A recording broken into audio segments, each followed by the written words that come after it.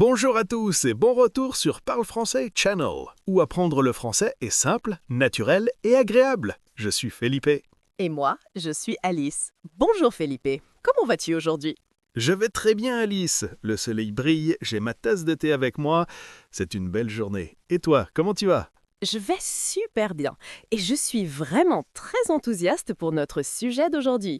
C'est un grand sujet. Oui, vraiment. Mais avant de commencer tout le monde, pensez à laisser un petit j'aime à cet épisode. Oui, cliquez sur ce petit pouce bleu, ça nous aide beaucoup. Et si vous êtes nouveau ici, bienvenue. Abonnez-vous à la chaîne et partagez cet épisode avec vos amis. Cela nous aide énormément. Oui, vraiment. Bon, tu es prêt Felipe?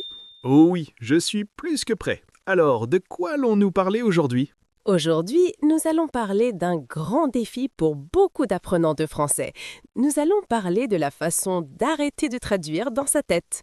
Ah oui, la traduction dans la tête. Je connais très bien ça. Tu entends quelque chose en français? Oui, et ton cerveau dit immédiatement « Attends, qu'est-ce que ça veut dire dans ma langue ?» Exactement. Tu penses dans ta langue, puis tu essaies de retrouver les mots en français pour répondre. C'est beaucoup de travail pour le cerveau.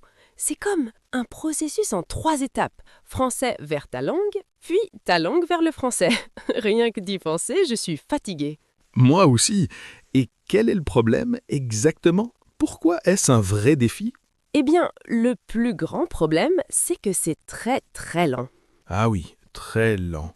Pendant que tu réfléchis et que tu traduis, la conversation continue déjà. Exactement. Quelqu'un te demande « Comment ça va ?» et toi, tu es encore en train de traduire, pendant que la personne parle déjà d'autre chose. Oui, ça rend les conversations difficiles. Tu as l'impression d'avoir toujours un temps de retard. C'est exactement ça. Tu as toujours l'impression d'être un pas derrière. Et il y a un autre problème aussi. Parfois, les mots ne correspondent pas exactement. Qu'est-ce que tu veux dire par là? Eh bien, un mot en français peut avoir plusieurs sens. Ou alors, un mot dans ta langue n'a pas de traduction parfaite en français. Ah, je comprends. Donc, si on traduit mot à mot, ça peut sonner bizarre. Très bizarre. Et parfois, c'est simplement faux. Donc, traduire dans sa tête, c'est lent, et en plus, ça peut provoquer des erreurs. Oui, exactement. Le but, c'est de penser directement en français, de créer une connexion directe. Une connexion directe. J'aime beaucoup cette idée. Comme une route directe entre ton cerveau et ta bouche. Entièrement en français. Oui, c'est exactement ça. Pas de petits détours par une autre langue. D'accord, donc c'est un gros problème, mais nous sommes là pour aider. Nous avons des solutions, n'est-ce pas? Bien sûr que oui. Nous avons quelques conseils simples et faciles pour aider tout le monde à commencer à penser en français. Fantastique, je suis prêt pour le conseil numéro 1. C'est quoi? Le conseil numéro 1, c'est de commencer petit. Très petit. Commence avec des mots isolés. Des mots isolés? D'accord, comme quoi? Regarde autour de toi maintenant. Qu'est-ce que tu vois? Je vois mon bureau, je vois une lampe, j'ai un stylo dans la main. Parfait. Alors, quand tu regardes ton stylo, ne pense pas aux mots dans ta langue. Pense directement au mot français. Stylo. Ah, donc je vois l'objet et mon cerveau pense directement stylo. Oui, tu vois l'objet, tu penses au mot français. Tu regardes la porte, tu penses porte. Tu regardes la fenêtre, tu penses fenêtre. Je comprends. C'est comme si on collait des étiquettes en français sur le monde autour de nous. Quelle belle façon de le dire. Oui, exactement. Tu deviens ta propre machine à étiqueter le monde. En français. J'aime beaucoup cette image. Donc, je peux marcher dans ma maison et penser cuisine, table, chaise, tasse. Oui, exactement. Fais ça chaque jour pendant seulement 5 minutes. Regarde les objets et dis le mot français dans ta tête. Et ça construit cette fameuse connexion directe dont on parlait. L'objet est maintenant lié directement au mot français. Pas d'intermédiaire. Exactement. Aucune traduction n'est nécessaire. C'est une première étape très puissante. D'accord, j'adore. C'est facile et on peut le faire tout de suite. Quel est le conseil numéro 2? Le conseil numéro 2, c'est d'utiliser des images. Des images. Tout le monde aime les images. Comment est-ce qu'elles nous aident? Tu peux utiliser des cartes mémoire, des flashcards, tu sais, ces petites cartes pour étudier. Ah oui, je connais ça. Sur un côté de la carte, tu mets une image. Par exemple, une image du soleil. D'accord, un beau soleil jaune et brillant. Et de l'autre côté, tu écris le mot français, soleil. Ah, je vois très bien où tu veux en venir. Donc, tu regardes l'image du soleil. Et tu penses au mot soleil. Tu ne penses pas au mot dans ta langue. Tu vois l'image et tu penses directement au mot français. C'est brillant! C'est la même idée qu'avec les objets. Mais là, on peut emporter les cartes avec soi, n'est-ce pas? Exactement. Tu peux apprendre les animaux, une image d'un chien, d'un chat, d'un oiseau. Tu peux apprendre les aliments, une pomme, une banane, du pain. L'image aide vraiment le cerveau à mémoriser. Une image est universelle. Une pomme ressemble à une pomme partout dans le monde. Oui, exactement. Donc tu relis cette image universelle directement au mot français.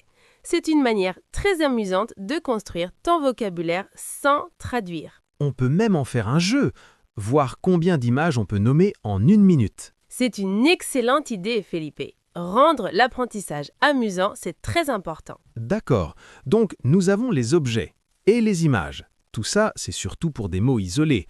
Mais pour les phrases sont plus difficiles. Oui, elles le sont. Alors, on commence avec des phrases très simples. C'est le conseil numéro 3. Des phrases simples, à quel point simples? Pense à ce que tu ressens. Est-ce que tu es heureux? Oui, je suis très heureux en ce moment. Très bien. Donc tu ressens cette émotion, ce bonheur, et tu penses directement à la phrase française « Je suis heureux ». Donc, je relie directement mon émotion à la phrase française. Oui, ne pense pas comment est-ce que j'ai dit ça dans ma langue, ressens-le et relis-le directement à « Je suis heureux ». J'aime beaucoup. Donc, si je me sens fatigué, je peux penser « je suis fatigué ». Exactement. Ou « j'ai faim ». Quand ton ventre fait du bruit, pense immédiatement « j'ai faim ». Mon ventre fait souvent du bruit. C'est donc un très bon exercice pour moi. Moi aussi.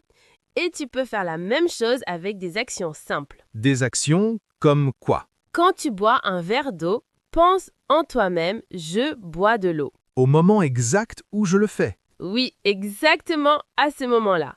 Tu lèves le verre, tu bois, et dans ta tête, la phrase française est « je bois de l'eau ». Waouh! C'est comme une petite narration de ma vie en français. Oui, exactement. Quand tu ouvres une porte, pense « j'ouvre la porte ». Quand tu t'assois, pense « je m'assois ». Ça a tellement de sens. Tu connectes l'action à la phrase française. Encore une fois, sans traduction. Tu vois le chemin, n'est-ce pas? Tout tourne autour de la création de liens directs dans ton cerveau. Oui, je le vois très bien. On dirait que tout repose sur la répétition. Encore et encore. C'est exactement la clé. Un petit peu chaque jour. Au début, cela semble étrange, mais ensuite, cela devient naturel. D'accord. Donc, nous avons les mots et nous avons les phrases simples. Qu'est-ce qui peut encore nous aider? Quel est le conseil numéro 4? Le conseil numéro 4 est très amusant. Regarde et écoute beaucoup de français simples. Comme quoi? Ce podcast, par exemple? Oui, absolument, comme ce podcast, mais aussi des contenus avec des images, comme des dessins animés pour enfants. Des dessins animés. C'est une très bonne idée. Pourquoi sont-ils si efficaces pour apprendre? Parce qu'ils sont visuels. Tu vois les personnages bouger, tu les vois parler, tu vois ce qui se passe dans l'histoire. Et la langue est généralement très simple. Exactement. Les personnages disent des choses comme « Bonjour »,« Viens »,« Regarde »,« Voilà un ballon ». Et toi, tu vois le ballon à l'écran. Ah, donc le cerveau relie le son du mot ballon à l'image du ballon. Exactement. Tu n'as pas vraiment le temps de traduire parce que le dessin animé avance vite. Tu regardes, tu écoutes et tu comprends grâce aux images. Donc c'est une façon plus naturelle d'apprendre. Tu regardes juste quelque chose de plaisant, mais ton cerveau apprend en même temps. Oui, exactement. Et c'est la même chose avec des chansons simples en français, surtout les chansons pour enfants. Elles sont très utiles. Parce qu'il y a souvent des gestes, des répétitions et des mots faciles à retenir, c'est ça? Oui, tout à fait. Tu entends les mots et tu vois où tu fais les mouvements. Cela aide énormément la mémoire. Le corps, l'oreille et le cerveau travaillent ensemble. C'est vrai. Quand il y a du rythme et du mouvement, on retient beaucoup plus facilement. Donc, trouve un dessin animé simple que tu aimes ou quelques chansons françaises faciles. Regarde-les pendant 10 ou 15 minutes par jour. Et ce n'est même pas une étude lourde, c'est presque du plaisir déguisé en apprentissage. Exactement, c'est amusant et en même temps, cela entraîne ton cerveau à comprendre le français directement. J'aime vraiment tous ces conseils.